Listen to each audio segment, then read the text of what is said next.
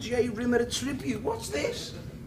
It's a video of my death. So what, did you have a few people round, give them a sherry and invite them to watch you snuff it? Lister, my death is one of the most important things that ever happened to me. For a universe where dead people are brought back as holograms, that actually makes a weird kind of sense. Well, since Rimmer basically has a clone now, he's decided to move out of the room he shared with Lister and move in with the other Rimmer. Only good things can come from that, since it's totally Lister's fault that Rimmer never got anywhere in life. Everything you ever did was designed to hold me back and annoy me. Obviously. The point is, you've always stopped me being successful. That's a scientific fact. Rimmer, you can't blame me for your lousy life. Oh, yes, I can. I'll be along with lickety-split. I always wonder if other Red Dwarf fans catch this. What a guy. Dimension Jump doesn't happen until Season 4. Do you think it's possible that the writers already were planning for it that far ahead? Could be coincidence. If it is, it's a pretty amusing one. Bye-bye. Bye-bye. Rimmer. Goit. So Lister is celebrating finally getting the room to himself. By the way, as a nice bit of continuity, whatever song he's humming is the same one he was humming in the pilot episode. Lister, shut up! Much as I love Lister, and it might just be my OCD talking, but in Rimmer's defense, I can see how Lister could be difficult to live with. Not that Rimmer is any easier to live with, I'm sure. Video of Rimmer's death. Anyway, Lister comes across the video of Rimmer's death, which apparently got left behind on accident. The final moments of Arnold J. Rimmer. Yes. That's a bit twisted. Gazpacho soup. See if you can guess the running theme in this episode. Gazpacho soup. Why were his last words gazpacho soup? Meanwhile, Rimmer is exercising. Poor Chris Berry, he must have passed out after filming this. Rimmer is very hard on himself, so to speak. Brilliant! That extra little bit, that's what it's all about. Better than sex. Later that morning, Lister wonders what Rimmer and other Rimmer would have to talk about. We reminisce, chew over old times, past glories, old girlfriends. Oh, you mean Yvonne Magruder? There's Yvonne Magruder again. Maybe I should start a second counter. Speaking of which, they've gone 2 whole episodes without mentioning Peterson. That's gotta be a record. And here comes one of my favorite Rimmerisms. All you need to know about Yvonne Magruder is, I gave her one. Also remember that gesture. It gets repeated a couple more times in later episodes. Also, gazpacho soup comes up again. But why gazpacho soup?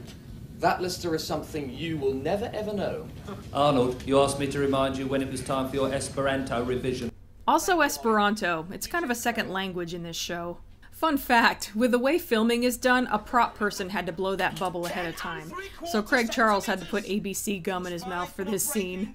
So, are you ready to discover just how messed up Rimmer is? No wonder Father hated you. You're a filthy, smegging, lying, smegging liar. Face facts, man. Nobody liked you. Not even Mummy.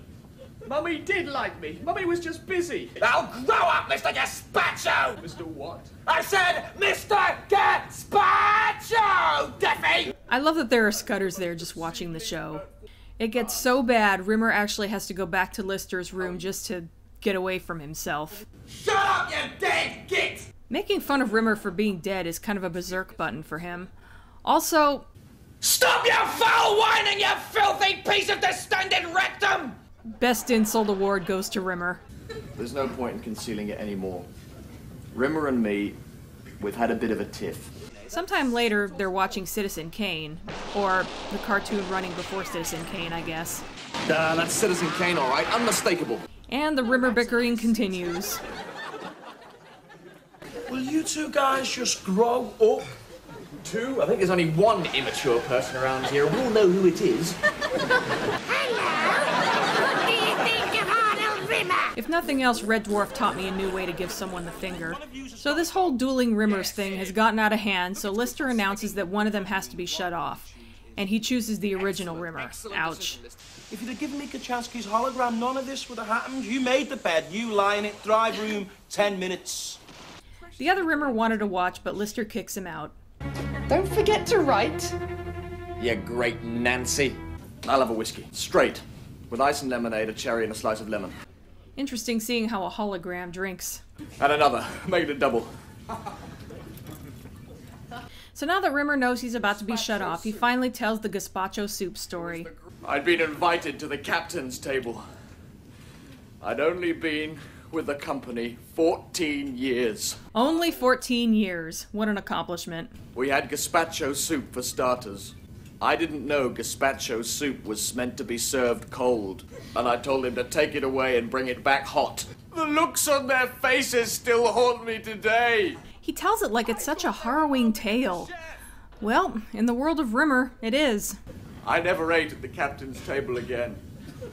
That was the end of my career. Typical Rimmer, always an excuse for his failures. Earlier it was Lister, and now it's gazpacho soup. Yikes. If only just once they'd said gazpacho soup is served cold, I could have been an admiral by now. I bet Todd Hunter was served gazpacho soup the moment he was on solids. No, I bet he was breastfed with it. One side gazpacho soup, the other side freely dispensing chilled champagne. Nice visual. I've already done it. I wiped the other one. Cat's little giggle there kills me. That is just too damn cute. So yeah, he had the second Rimmer turned off. He lied about it to get the original Rimmer to tell the gazpacho soup story. Rimmer. Rimmer is horrified, but Lister promises that he'll never joke about this. Let's go for another drink. Super. And so ends Me Squared. This is one of my favorite episodes. Rimmer is my second favorite character after the cat, and any episode that gives us a comically terrifying look into his totally fucked up psyche is generally one I enjoy. And this was the first, but definitely not the last. It's not even the last episode that basically has two Rimmers in it. What is it about Rimmer? He's such a crass, mean-spirited asshole, but at the same time he's sympathetic and weirdly lovable. Plus his dialogue is always so cleverly written. They sneak in so many weird little sayings like Milado and Tickety-boo. Toodly Pipsky is probably my favorite. But yeah, in universe, everyone hates Rimmer, especially Rimmer.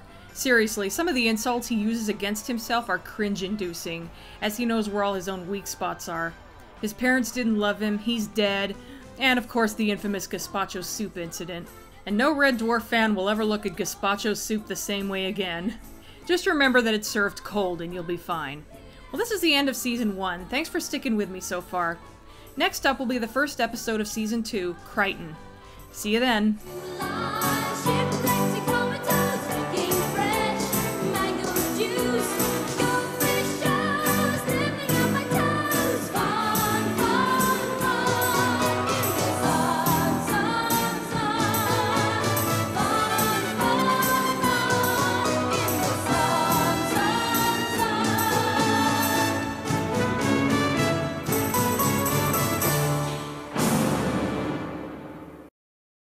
You're kidding. April Fool. But it's not April. Yeah, I know, but I could hardly wait 6 months with a red-hot jape like that under my belt.